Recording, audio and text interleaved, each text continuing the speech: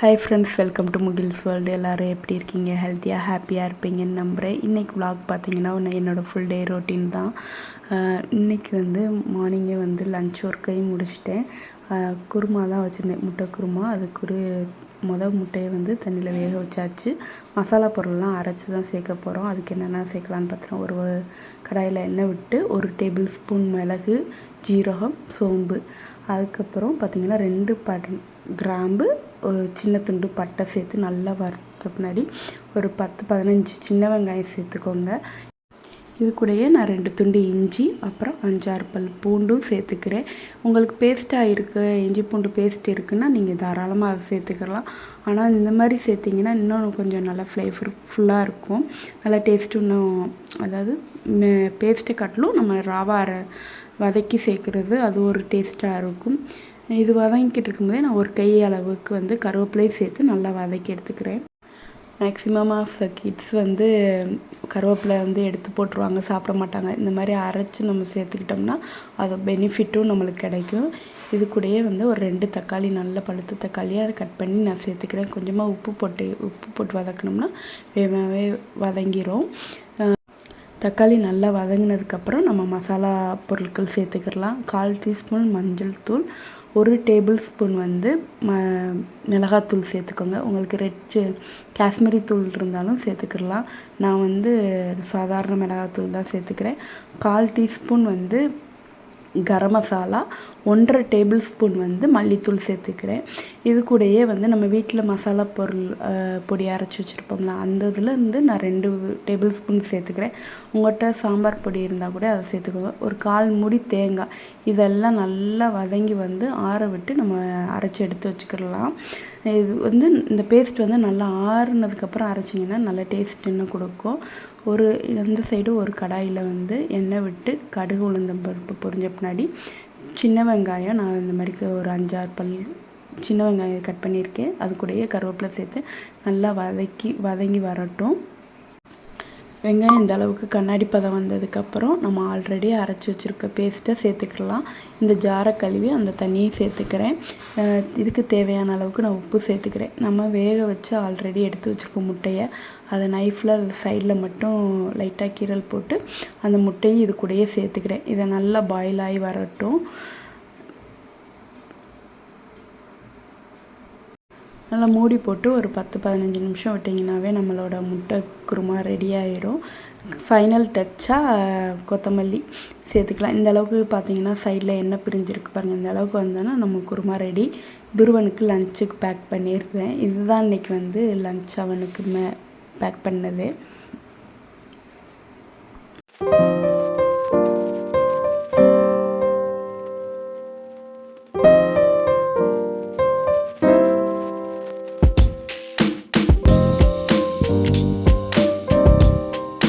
Dhruvan school கிளம்புனதுக்கப்புறம் பிரேக்ஃபாஸ்ட்லாம் சாப்பிட்டு இந்த சின்ன குட்டியை தூங்க போட்டால் தான் நம்மளுக்கு அடுத்த வேலையே ஓடும். இந்த செல்ஃபில் ஃபுல்லும் நான் ஏன் ஓப்பனில் வைக்கலைன்னா, என்னோடய சின்ன பையன் எல்லாத்தையும் கரெக்டாக மடித்து நான் வச்சேன்னா கரெக்டாக அதைத்தான் எடுத்து போடுவான். அது வரைக்கும் பேசாமல் இருப்பான். மடித்து என்றைக்கு நான் உள்ளே வைக்கிறேன்னா அன்றைக்கி தான் எடுத்து போடுவான். மாவும் தீந்துருச்சா, மாவும் சைட் பை சைடு ஊற வச்சுருந்தேன் காலையிலேயே, அதுவும் ஆட்டி எடுத்து வச்சுருக்கேன். இந்த வேலையெல்லாம் நம்ம சின்னவர் தூங்கும் போதே இதெல்லாம் செஞ்சிடணும். சின்னவர் தூங்கிட்டு இருக்கும்போதே மாவாட்டுற வேலையும் முடிஞ்சிச்சு. அவர் எந்திரிச்சா என்ன நடக்குன்றது இந்த வீடியோவிலே இருக்குது பாருங்கள், பின்னாடி வரும். அதுக்கப்புறம்தான் நான் இந்த ரூம்குள்ளேயே அடுத்தடுத்த வேலையை பார்த்துட்டு இருந்தேன். ஆக்சுவலாக அம்மா மடித்து வச்சுருவாங்க. அம்மா மடித்து அந்த பேக்கில் வைக்க மாட்டாங்க, அந்த சைடு கேப் இருக்கும் செல்ஃபில், அதில் திணிச்சு வச்சுருவாங்க. அதெல்லாம் எடுத்து போட்டு அதே மாதிரி அவங்க என்ன பண்ணுவாங்கன்னா அப்படியே மடிச்சிருவாங்க. உள் பக்கம் இருக்கிற மாதிரியே மடித்து வச்சுருவாங்களா, அது எனக்கு அன்கம்ஃபர்டபுளாக இருக்கும். இதில் என்னன்னா துவைச்சது துவைக்காது எல்லாம் சேர்ந்து மிக்ஸ் பண்ணிடுவாங்க. அதை பிரித்து எடுக்கிறதே பெரிய டாஸ்க்காக. உங்கள் வீட்டு குட்டீஸ் இந்த மாதிரி செட்டப் பண்ணால் எனக்கு கமெண்ட் பண்ணுங்கள் மறக்காமல். நான் மடிக்க போகலான்னு உட்காந்துருக்கும் போதே சார் எந்திரிச்சிட்டாரு. அம்மா இந்த மாதிரி தான் ரிவர்ஸ்லேயே மடித்து வச்சுருப்பாங்க. அதை நான் திருப்பி ரிவர்ஸ் பண்ணி மடிக்கிறதுக்குள்ளே பெரிய டாஸ்க்காக இருக்கும். விநாயகர் சதுர்த்திக்கு பொரி வாங்கியிருந்தோம். அந்த பொரியை சார் கிண்ணத்துலலாம் சாப்பிட மாட்டாராம். இந்த மாதிரி பேக்கில் போட்டு தான், கிண்ணத்தில் கொடுத்ததை பேக்கில் போட்டு சாப்பிட்டுருந்தார். இதில் நம்மளுக்கு வேறு பாசமாக ஊட்டி விடுறாங்க. கீழே இருக்க ஷாலை எடுறான்னா மேலே இருந்த ஷாலை மடித்து வச்சிருந்த ஷாலெலாம் எப்படி இழுத்து போட்டு என்னென்ன சேட்டை பண்ணிகிட்டு இருக்காருன்னு பாருங்களேன்.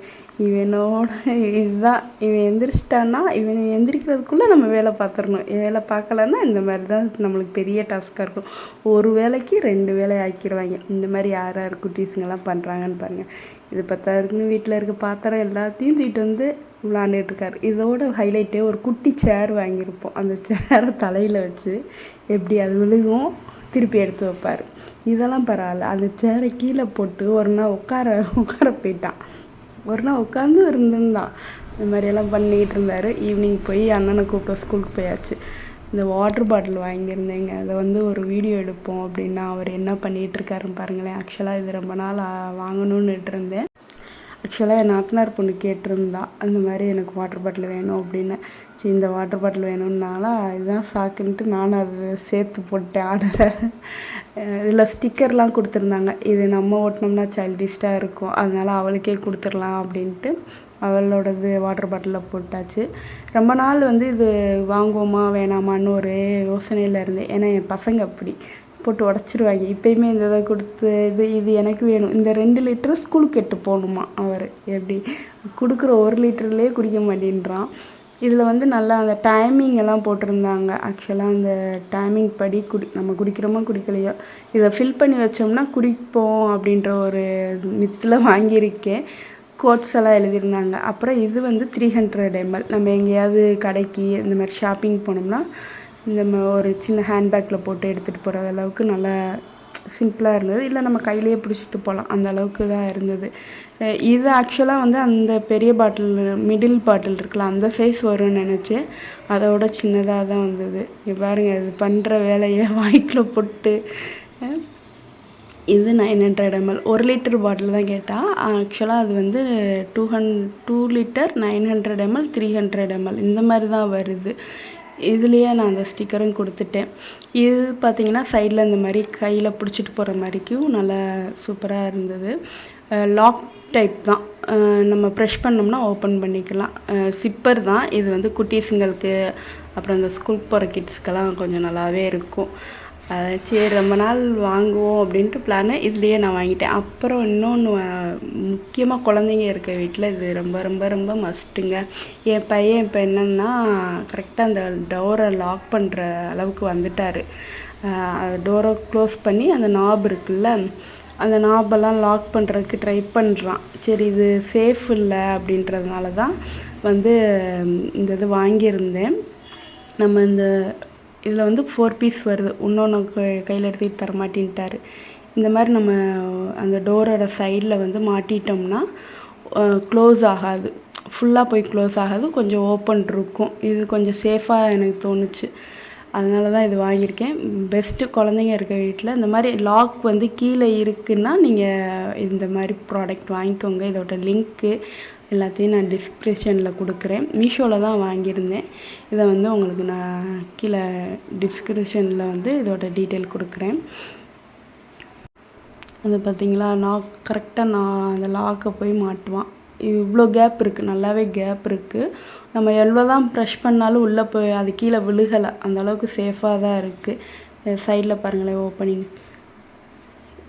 இது கையும் அடி நம்ம குழந்தைங்க போய் கை உள்ளே வச்சாலும் மாட்டிக்கிறாது. அந்த அளவுக்கு சூப்பர் சேஃபாக தான். காலையில் மாவாட்டி இருந்தேன்ல, அது வந்து தோசைக்கு தான். நைட்டு டின்னருக்கு தோசை வித் தக்காளி குழம்பு. இந்த தக்காளி குழம்பு எப்படி பண்ணலான்னு பார்க்கலாமா? ஒரு கடாயில் நல்லெண்ணெய் விட்டு 15 to 20 சின்ன வெங்காயம் சேர்த்துக்கோங்க. நல்லா வதங்கினதுக்கப்புறம் 6-7 பூண்டு சேர்த்துட்டு நல்லா வதங்கி வரட்டும். வதங்கினதுக்கப்புறம் 1 டேபிள் ஸ்பூன் மிளகு, 1 டேபிள் ஸ்பூன் ஜீரகம் இதையும் சேர்த்து நல்லா வதக்கிடலாம். நான் இன்றைக்கி வந்து 6-7 தக்காளி சேர்த்துருக்கேன். நல்லா பழுத்த தக்காளி எடுத்துக்கோங்க. நாட்டு தக்காளி கிடைச்சா இன்னும் பெஸ்ட்டு. நாட்டு தக்காளி கிடச்சா இது மஸ்ட்டு ட்ரைன்னு சொல்லுவேன் இந்த ரெசிபி. தக்காளி கட் பண்ணி நான் இந்த மாதிரி சேர்த்துக்கிறேன். இது கூட வேகமாக வேகிறதுக்கு வந்து நான் உப்பு சேர்த்து வதக்கிறேன். உப்பு சேர்த்திங்கன்னா தக்காளி வேகமாகவே வதங்கிக்கிறோம்.